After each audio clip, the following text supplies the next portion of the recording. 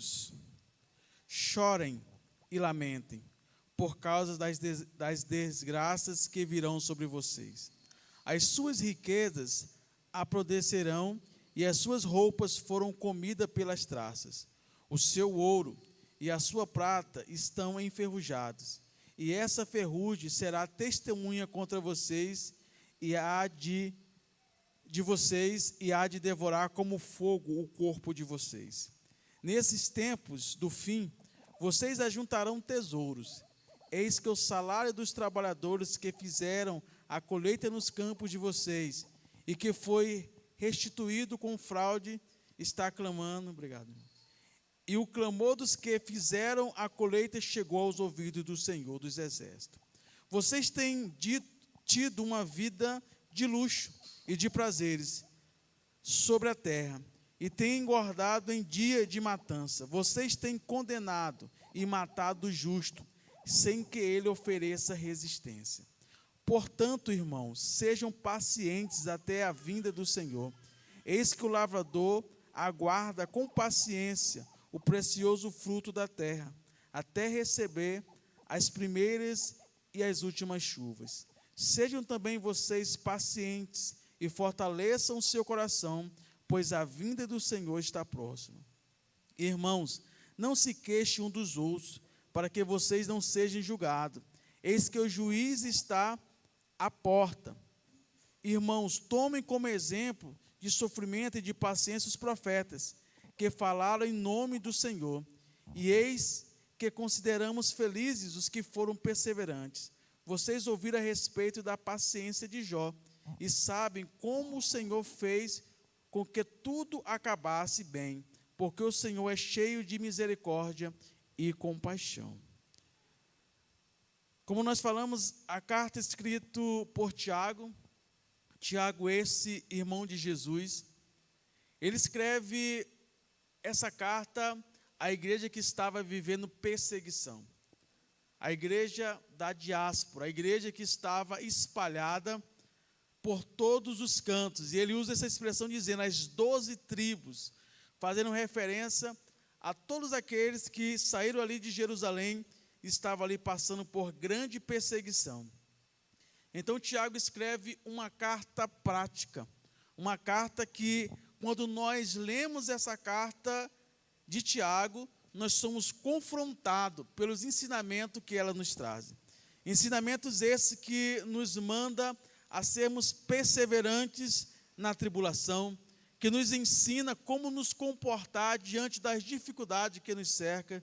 Ensinamento esse que nos manda a ter uma fé prática, uma fé não só teórica, uma fé não só do quadro bonito que tem na parede da nossa casa, uma fé não só de uma Bíblia aberta num Salmo 23 ou num Salmo 91, que muitas vezes nós vemos em pessoas que abrem nos seus lares e deixam ali na estante, mas uma fé que de fato possa agradar a Deus, porque tem obras daqueles que são chamados para exercer o seu dom que Deus deu a cada um.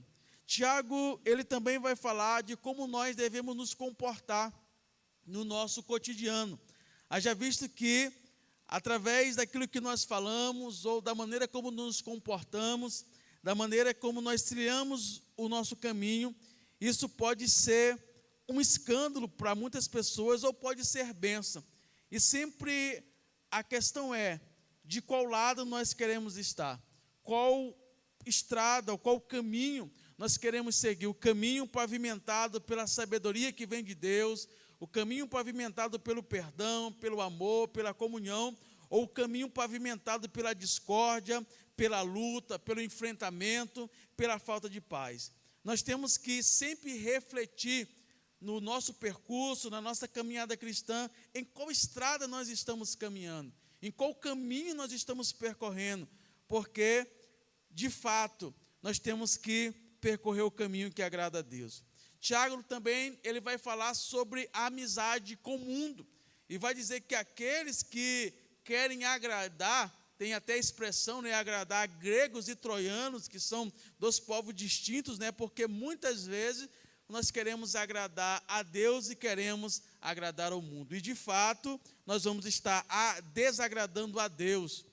E o que nós temos que fazer é estar agradando o Senhor que nos chamou para essa grande obra. Mas para isso nós temos que viver uma vida de santidade, uma vida que agrade ao Senhor, uma vida que esteja em observância à doutrina que é a palavra de Deus, uma vida que esteja em observância os mandamentos do Senhor, e para isso nós temos que nos aplicar à palavra do Senhor. E no capítulo 5, Tiago ainda traz algumas observações importantes para os seus dias e também para os nossos dias, e por fim, algumas considerações finais. Nos versículos que nós lemos aqui, Tiago, ele está protestando contra os ricos da sua época.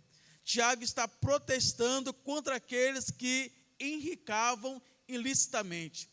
Ter dinheiro, ganhar dinheiro, não é pecado.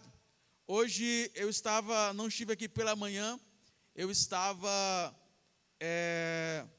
num culto de despedida, lá na Igreja Batista no Guarar 2, e ali, entre choros e alegria ali, os irmãos se despedindo de nós ali, porque assumimos aqui e não vão poder mais estar com eles. E foi um momento ali de muita alegria, porque ali, nós estivemos ali, os irmãos sempre nos abraçou a minha família, e foi muito bom.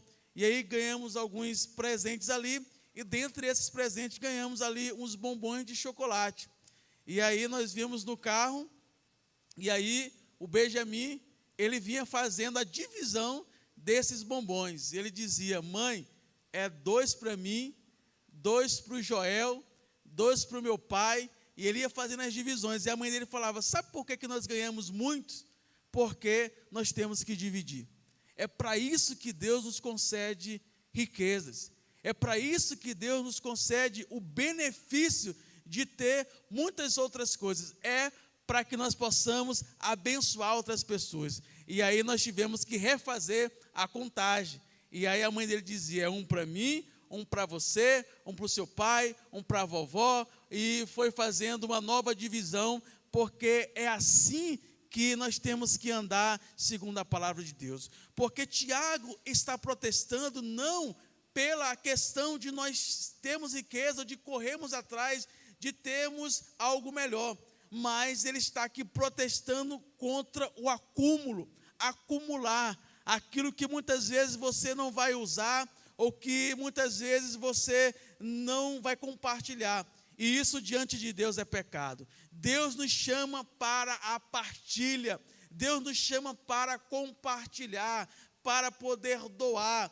É assim que nós temos que entender, porque essa é a mensagem cristã.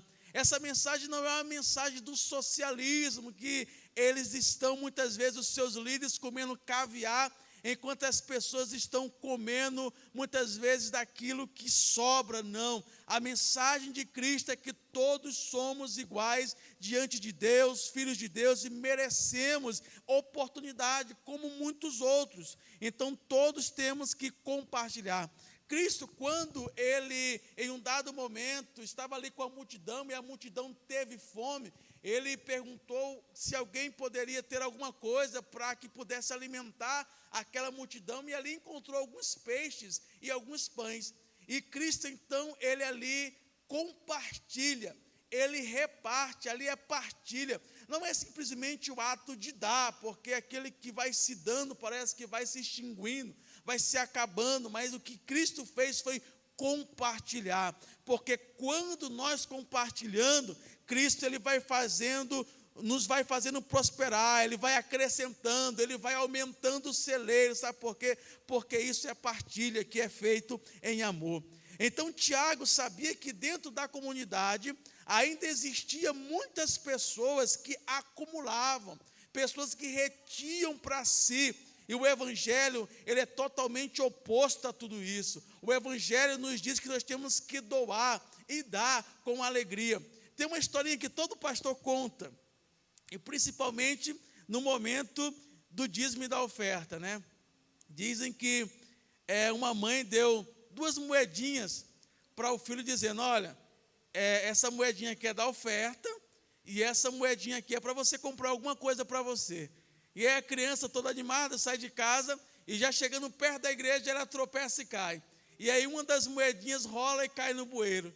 E aí ele olha a criança e fala assim: "Oh, caiu o dinheiro da oferta no bueiro." Sabe, por que nós falamos isso? Porque nós fazemos parte de uma comunidade da fé. E dentro dessa comunidade da fé também há partilha. Dentro dessa comunidade da fé também nós somos pertencentes a ela. E como pertencente que somos dessa comunidade, todos nós devemos partilhar dentro dessa comunidade. Estou falando da comunidade da fé, mas isso se estende dentro da vizinhança, isso se estende dentro do país, isso se estende em qualquer ambiente que nós estamos inseridos, porque nós temos que participar.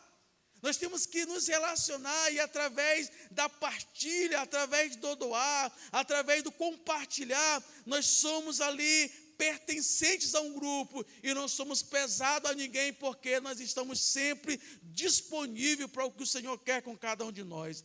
E Tiago estava vendo que haviam pessoas que estavam agindo totalmente contrário a isso. E ele tem que combater isso, assim como temos que combater aqueles que não querem partilhar. E Tiago está dizendo no versículo 1, escutem agora, ricos. Ele já vinha falando de mundanismo na igreja, já vinha falando de algumas coisas como julgamento que outros faziam, e também de incertezas quanto à vida, e agora ele vai cutucar os ricos e dizendo: olha, ouçam agora vocês ricos, chorem e lamentem, por causa das desgraças que vão sobre vocês.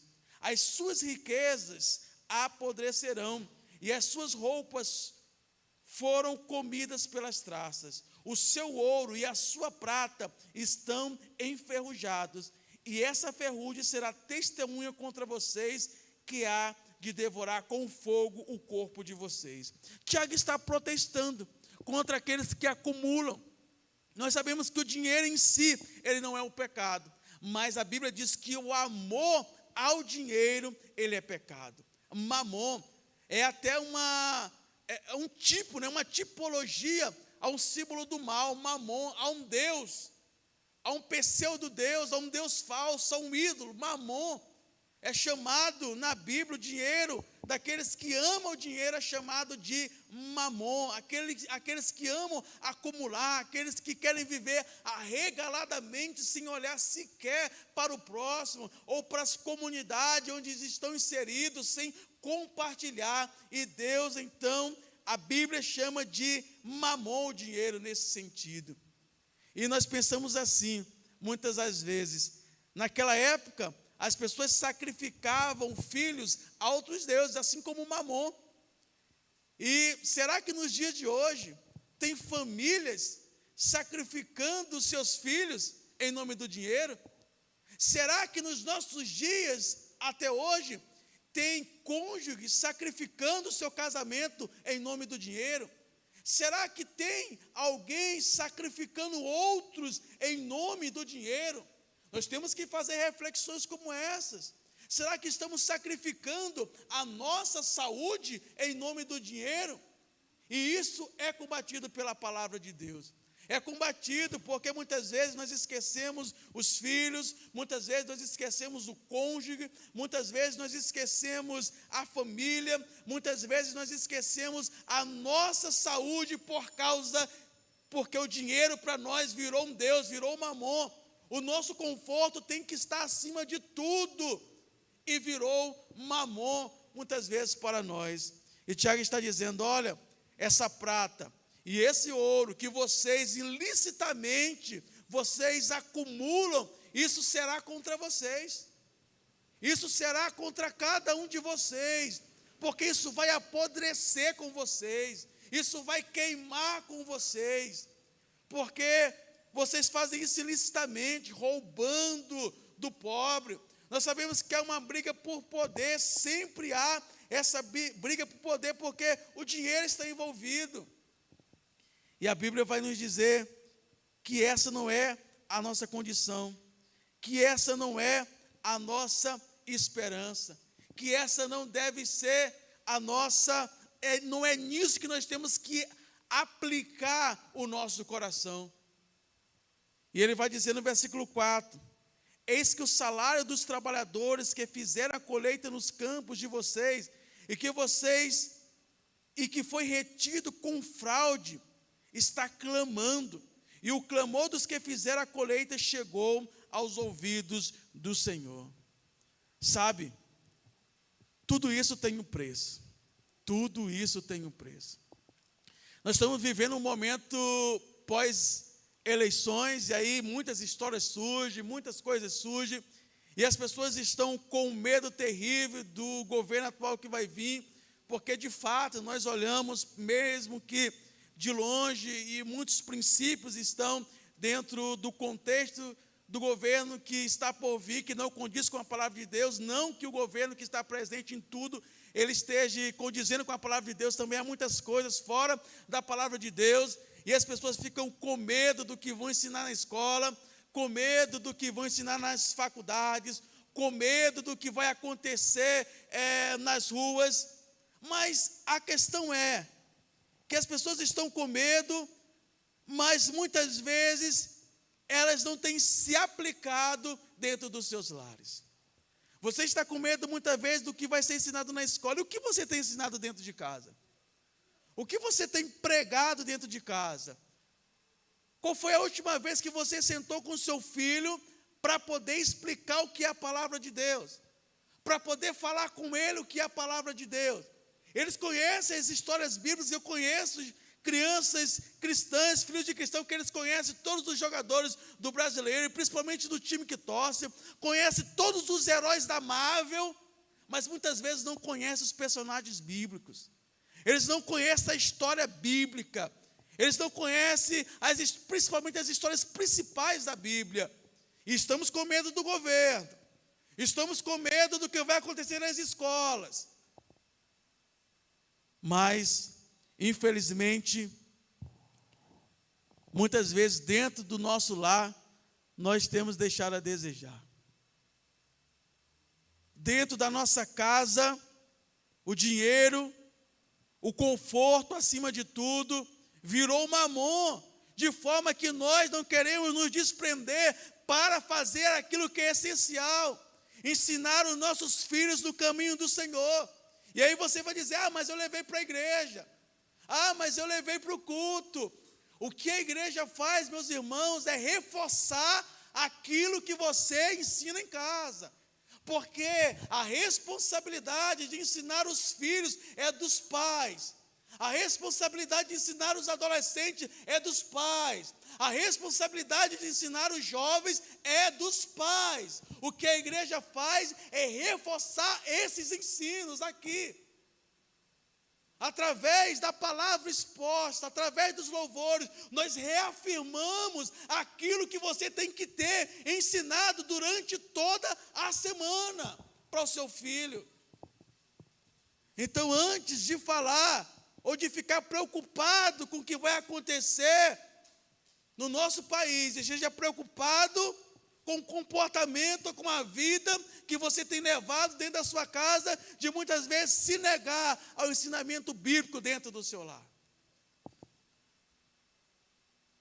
Porque muitas vezes esse mamon, esse conforto exacerbado, esse desejo sempre por estar satisfazendo os teus desejos, ele te tira do foco principal, que é viver a palavra de Deus. A palavra de Deus. E ele está dizendo que todos esses que querem viver isso vão ter a sua colheita, vão ter o fruto de tudo isso. Os frutos de tudo isso vão ter, porque aquilo que nós semeamos é aquilo que nós vamos colher. E de fato, nós não colhemos na mesma intensidade, porque Deus tem misericórdia de nós.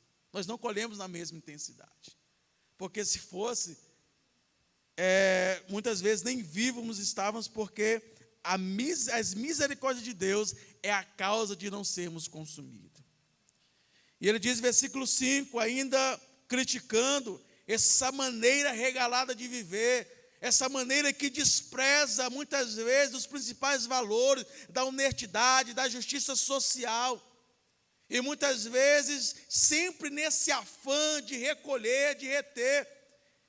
Nos mandamentos de Levíticos na Bíblia, a Bíblia vai dizer assim, olha, que os empresários de Israel que tinham colheitas, eles tinham que recolher os seus plantios, mas não poderiam recolher tudo.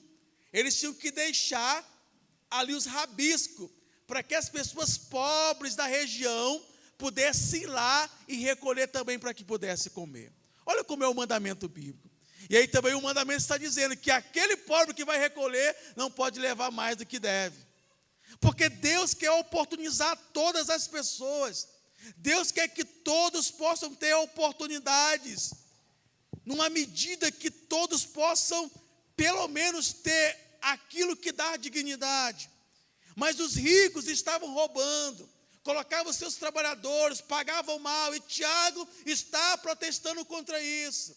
E Tiago está protestando contra um estilo de vida que despreza valores fundamentais em detrimento de muitos confortos ou de reter muitas coisas.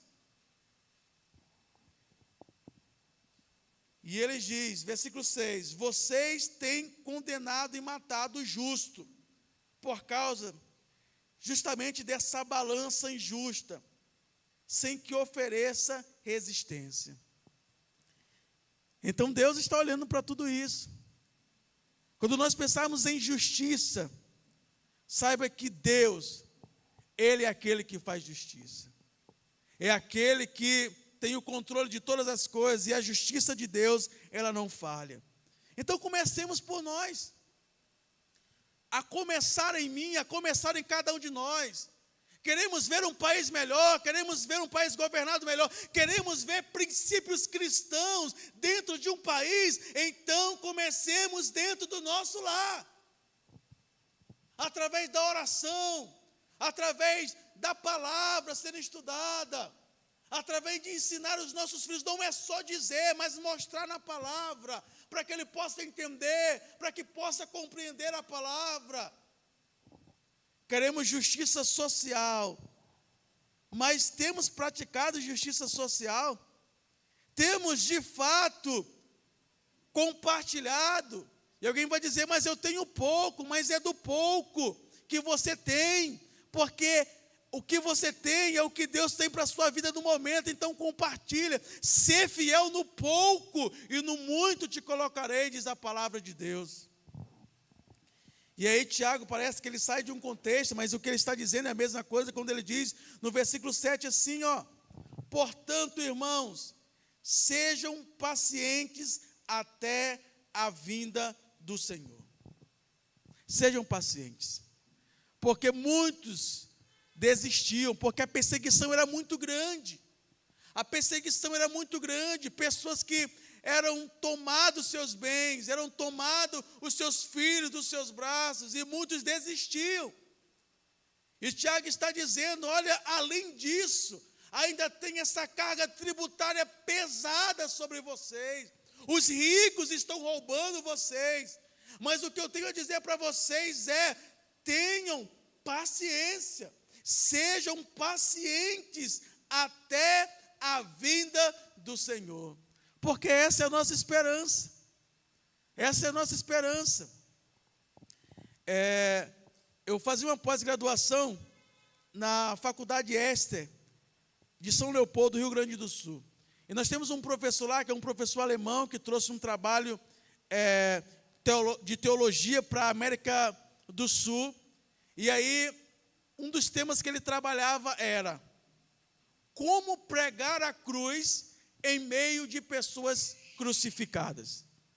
Como pregar a cruz em meio de lugares que você vai, que as pessoas, elas vivem uma vida tão depreciada, uma vida tão ruim, que se você falar de dor, essas pessoas te dão uma aula o que é dor. Se você falar de sofrimento, elas dão uma aula para você o que é passar sofrimento. Mas Tiago aqui, ele está dizendo algo que serve para todos nós, dizendo, olha, que tenhamos paciência até mesmo no sofrimento. Sabe por quê? Porque nós temos que esperar a vinda do Senhor. Isso é esperança. Muitas vezes nós temos que falar de coisas duras para as pessoas, para que elas possam cair em si, mas não há uma palavra que traz mais luz ao indivíduo do que a esperança da vinda de Cristo. Cristo virá à igreja. Apesar que muitos de nós estamos desapercebidos, acostumamos com esse século, achamos que está tudo bem. Sabe aquela história, não vem agora não, Jesus, porque está muito bom.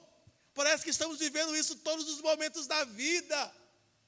E nós estamos apercebidos que todos os acontecimentos, eles apontam para a vinda do Senhor. E o que tem tu preparado para tudo isso? Como está a tua vida hoje?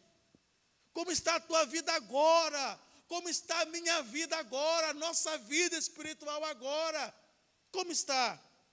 Que reflexão nós fazemos? Não estou falando de perfeição, porque não somos perfeitos.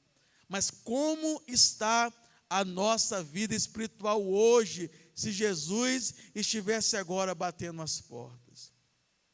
E Ele está dizendo para aqueles que estão sofrendo, para aqueles que estão vivendo dificuldade, para aqueles que estão lutando, para aqueles que estão pelejando na vida diária, no sofrimento diário, dizendo, tenham paciência até a vinda do Senhor, porque nós temos promessa de que uma vez com o Senhor, para sempre, não existirá fome, não existirá dor, não existirá sofrimento, não existirá acusação, não existirá pessoas que vão nos entristecer, porque estaremos para sempre com o Senhor.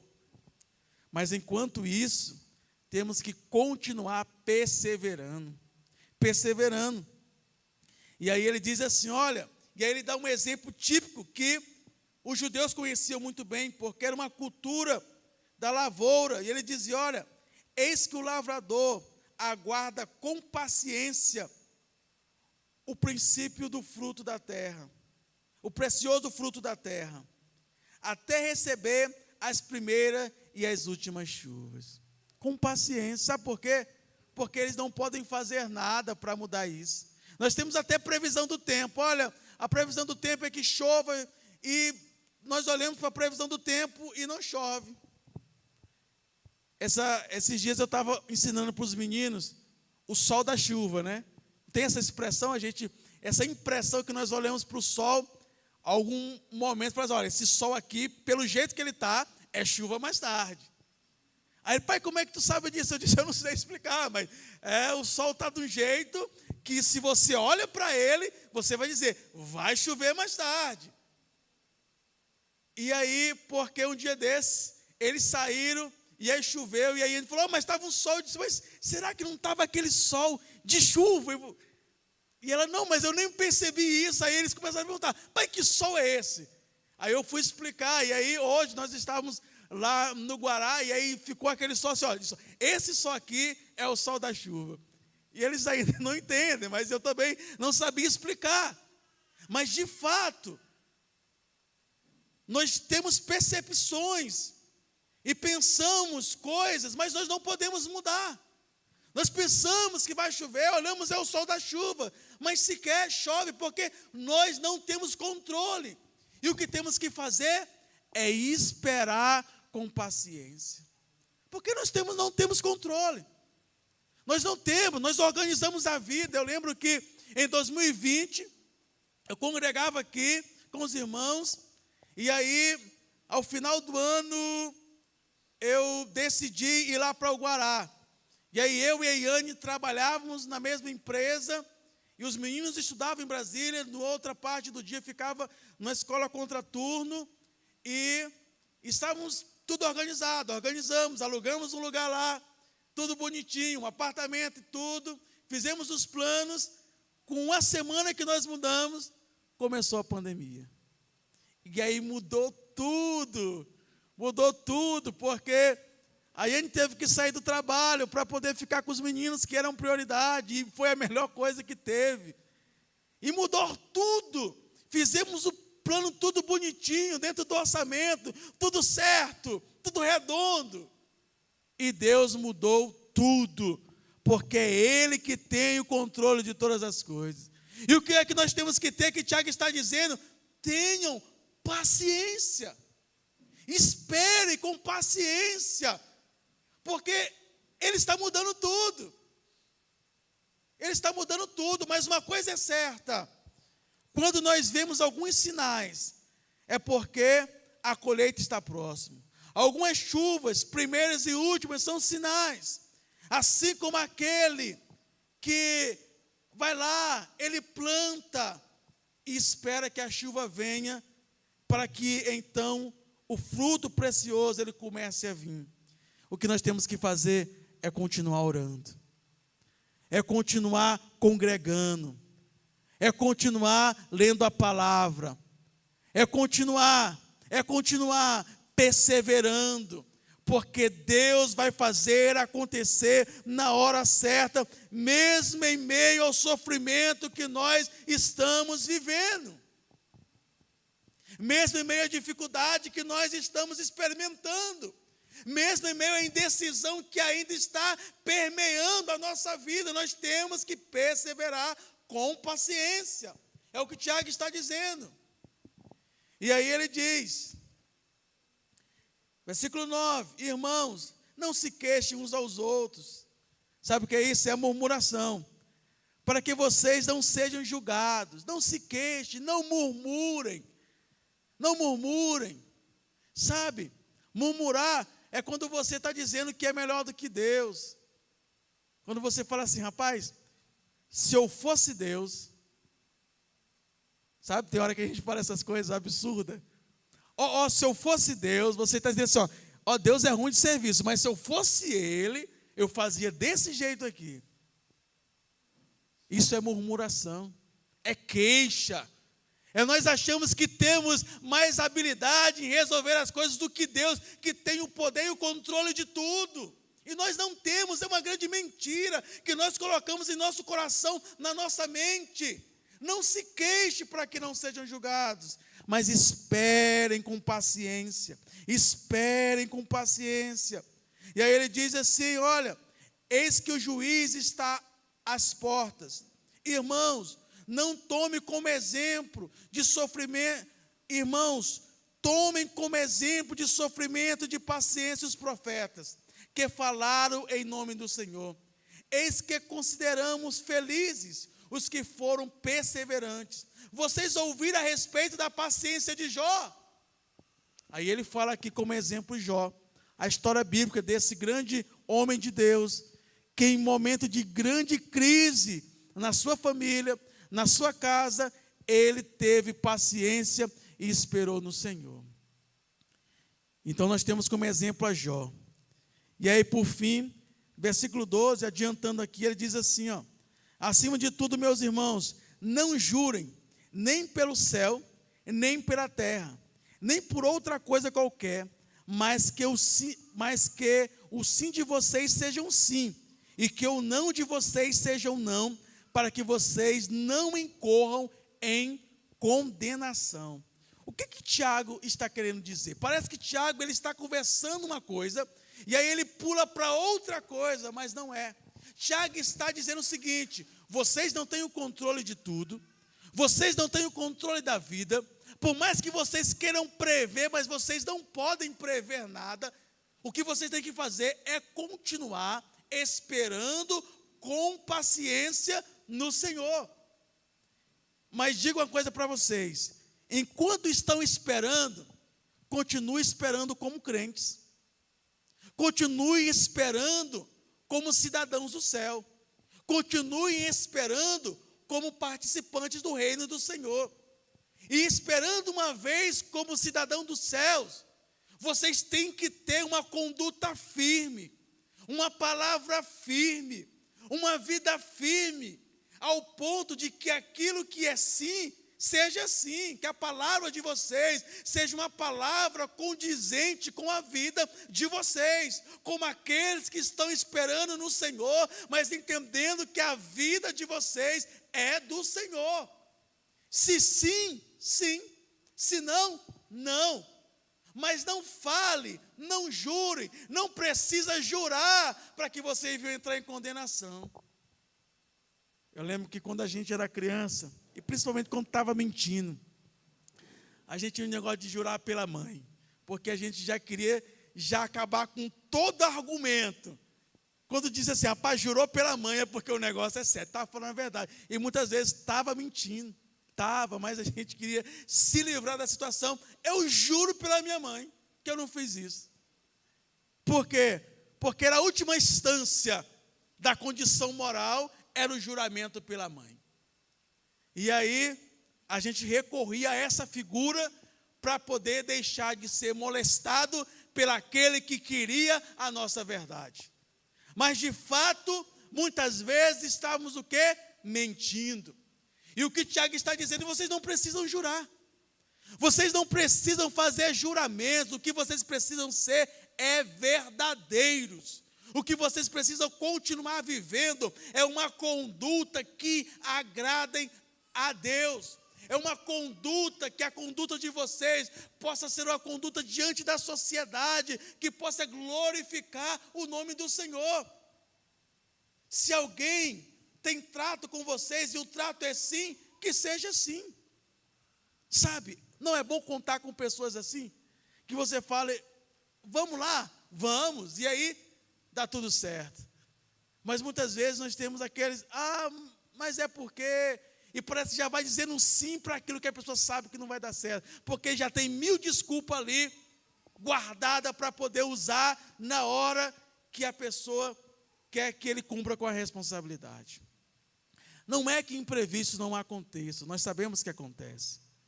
Nós sabemos que acontece. Mas que possamos ser honestos. Que possamos ser honestos, porque nós somos representantes do reino de Deus. Nós somos representantes dessa comunidade de fé. E como representante, nós precisamos falar a verdade, viver a verdade, andar em verdade. Enquanto espera com paciência, não meta os pés pelas mãos. A pessoa está lá, esperando o casamento. Espera. E aí ele está naquele salmo. Esperei com paciência no Senhor. Mas não vem. Aí a pessoa diz, então eu vou fazer do meu jeito. Tiago dizendo, não é assim. Continue esperando no Senhor. Sabe por quê? Porque a colheita vai ser ruim. Se você tomar a decisão errada, vai ser ruim. Você quer um empreendimento, mas não é o momento, então tem que esperar. Você quer melhorar a situação, mas ainda não é o momento, tem que esperar. Continue esperando. E tudo que fizer, faça como para o Senhor, como servo do Senhor, com a verdade. E aí Tiago, por fim, ele vai validando, dizendo, olha, versículo 13. Alguém de vocês está sofrendo? Faça oração. Alguém está alegre? Cante louvores. Essa é a dinâmica da comunidade que vive em unidade, em comunhão.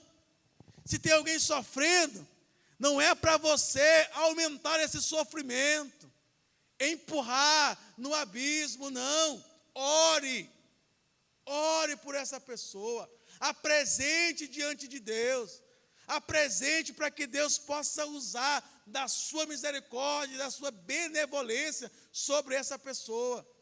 Se tem alguém alegre, se está alegre, vamos cantar junto.